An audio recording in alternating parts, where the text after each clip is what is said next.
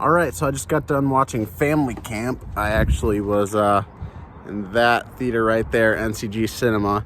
Let me get back in my car here because it's a little windy and I don't want to mess up the audio too much. But yeah, it stars Tommy Woodard as Tommy Ackerman and Eddie James as Eddie Sanders.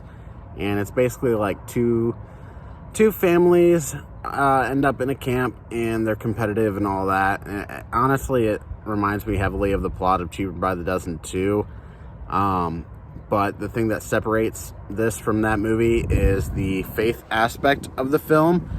It comes from Skit Guy Studios, which is like a faith-based skits production studio.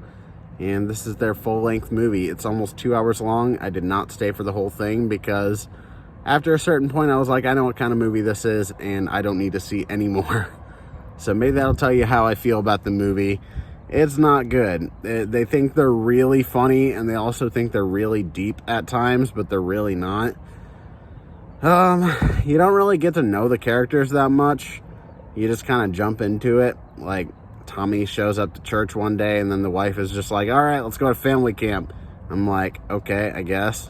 I mean, you can just tell from the beginning the way he is. He's like on the phone and distracted heading into church. So it's probably like, oh, we need to be closer as a family. But they don't specify that. Also, they don't specify what his work is that he does. But it plays a pretty big part in the movie. Just like him going back and forth with his bosses and coworkers about losing a promotion to other people and stuff like that. And it's just like, I mean, we hear the word commission in here. So he works for commission. Or he gets paid commission, but we don't know exactly what it is that he does. Is he like a realtor, or what does he do? I don't know. And the movie really doesn't care about that.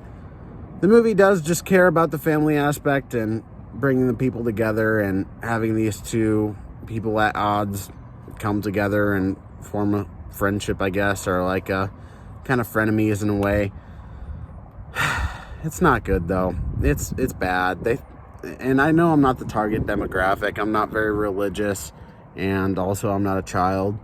So this movie is not made for me, but I mean, there should be some good aspects about it, but there really aren't that many. There are probably two things in the movie that I saw that made me laugh, and both of them had to do with Eddie James getting hurt, which in the movie, his character is just so fucking annoying. He's the kind of Christian person I hate. Person that's just like Jesus 100% of the time, all the time, 24 hours, 7 days a week, Jesus. And I'm just like, that's the kind of thing that turns me off from religion, is the people that never stop talking about religion.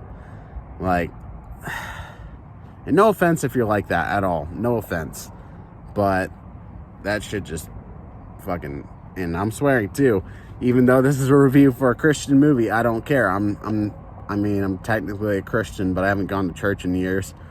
So, I mean, this is the best I can give you guys in terms of a review for this movie. It's not made for me.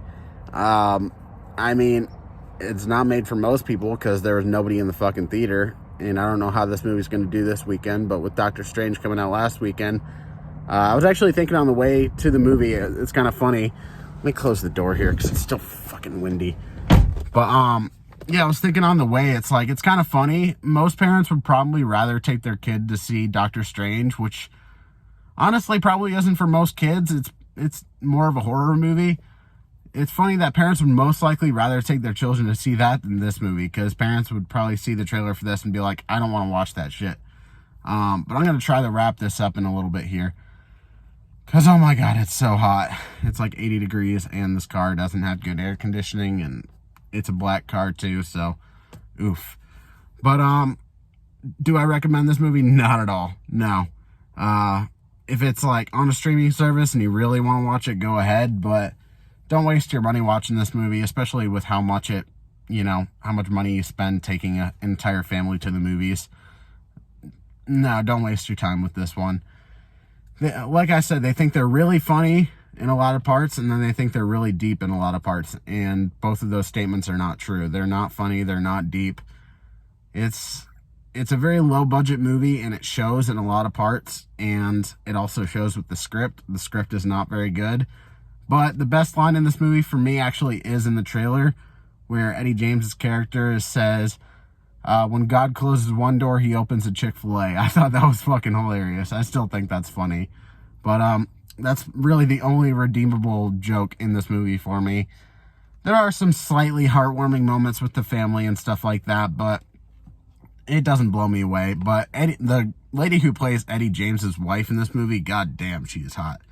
So yeah, sorry for the swearing. If you guys are on YouTube and you searched up this video hoping for a nice, happy Christian review, that is not what this is. So hopefully I didn't offend anybody, but I'm sure I probably did. But that's all I have to say about 2022's Family Camp. Did you see it? What did you think? Do you like it? Do you hate it? Are you in the middle? For me, I definitely hate this movie. This will most likely end up on my top 10 worst of this year, depending on what else comes out.